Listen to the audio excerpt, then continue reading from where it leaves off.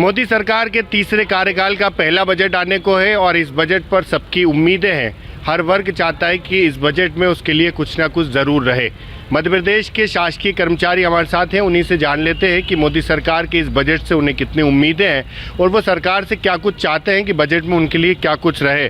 कई कर्मचारी हमारे साथ मौजूद हैं, उन्हीं से जान लेते हैं। सर, जब बजट आता है तो हर वर्ग चाहता है उसके लिए कुछ ना कुछ ज़रूर रहे। कर्मचारी कितनी उम्मीद लगाए हुए हैं कि उसको क्या कुछ मिले इस बजट से? भाई साहब, हमारी हमने पिछले नवंबर में भी एक आंदोलन किया था। एक तो एनपीएस के बारे में हमारी उम्मीद बंधी हुई है, क्योंकि सीतारमण जी ने हमने उससे कमिटमेंट किया है कि हम एनपीएस को समाप्त करके ओपीएस लागू करेंगे। दूसरा, इनकम टैक्स में भी हमारा स्लैब बढ़ना चाहिए, क्योंकि कम से कम जो नए में है कम से कम 10 लाख होना चाहिए और पुराने में जो 5 लाख था उसको बढ़ा के 7 लाख करना चाहिए। और हमारी 80C की जो स्लैब 1,50,000 थी उसको बढ़ा के 3 लाख करना चाहिए। ऐसी सरकार सबसे मुख्य बात कर्मचारियों की देखें तो एक एनपीएस और एक दूसरा जो है टैक्स स्लैब। आप क्या चाहते हैं कि कर्मचारियों को क्या कुछ मिले इस बजट से?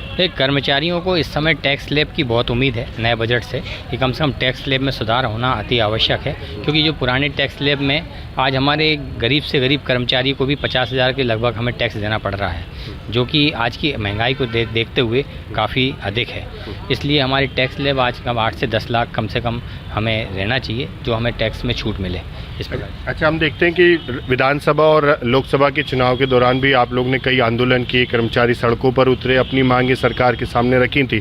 तो अब ऐसा आपको लग रहा है कि जब केंद्र सरकार का बजट आएगा तो कुछ ना कुछ कर्मचारियों के लिए मिलने वाला है? देखिए, केंद्र सरकार के बजट से हमें सिर्फ 2 आशाएं रहती हैं। इस साल 2 आशाएं हैं, इसके पहले हमारी सिर्फ एक ही आशा होती थी। पिछले 2-3 बजट से जो केंद्र सरकार ने जो आयकर की जो सीमा है, जो पुराना स्लैब है चाहे जो नया स्लैब बनाया था आज से 2 साल पहले, पिछले बार भी इन्होंने कोई परिवर्तन नहीं किया और इस बार भी जब अंतरिम बजट आया था तो उसमें भी इन्होंने कोई परिवर्तन की बात नहीं की थी।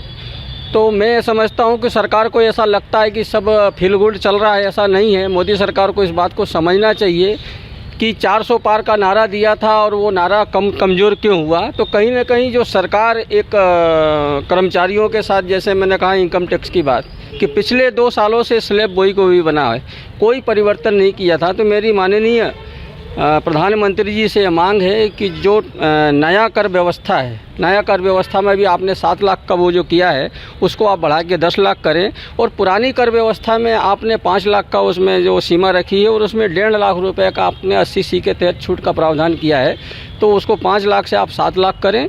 और ये जो 80C का जो प्रावधान के अंतर्गत जो कर्मचारी को छूट मिलती है उसको 2.5 से 3 लाख रुपए करना चाहिए। एक सबसे बड़ी इस देश में कर्मचारी जो सेंट्रल से जुड़ा मुद्दा है वो है पुरानी पेंशन स्कीम का।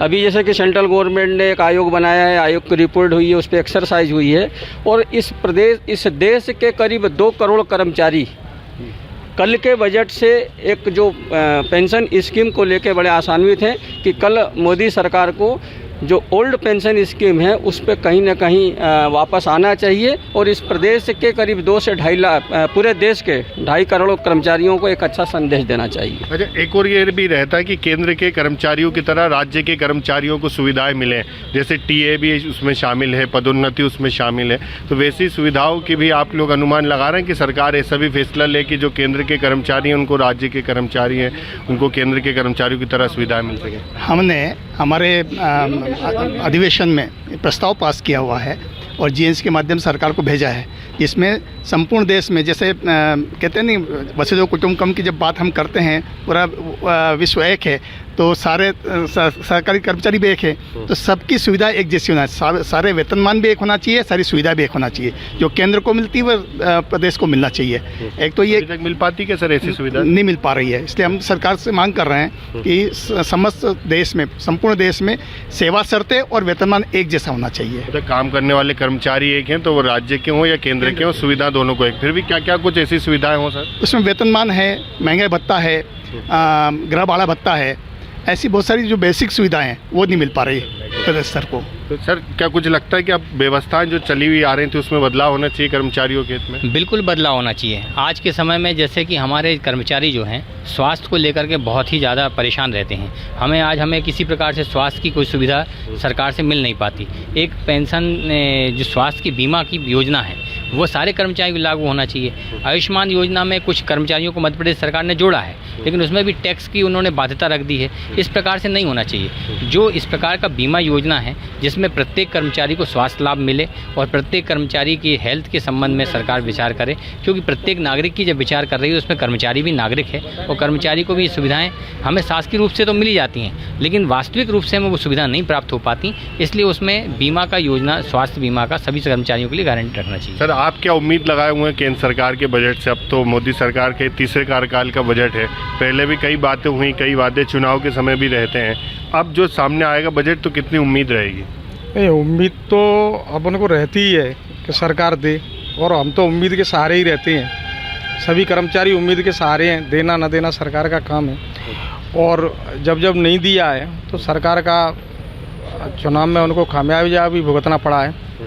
तो उम्मीद है कि सरकार दे। और सबसे महत्वपूर्ण तो हमारा जो बीमा वाला है, हमारे कई एक साथी हैं जो हमारा एक कैडर है शिक्षा विभाग में, जो अध्यापक संवर्ग है, उसके कर्मचारियों को बीमा का कोई लाभ नहीं मिलता है। वो टैक्स के उसमें आती हैं। किसी को कैंसर हो गया है तो उसको वो लाभ नहीं मिल पा रहा है, और ना ही हम आयुष्मान में जुड़ पा रहे हैं।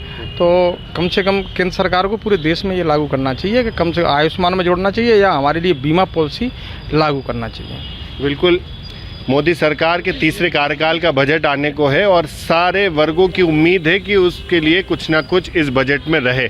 वैसे कर्मचारियों को है, सबसे मेन बात यही है कि पुरानी पेंशन की बहाली हो, और इसके साथ ही जो स्वास्थ्य बीमा योजना है उसका लाभ भी जो है इन सभी शासकीय कर्मचारियों को मिले। केंद्रीय कर्मचारियों की तरह राज्य कर्मचारियों को भी उसी तरह समान जो है सुविधाएं मिलनी चाहिए।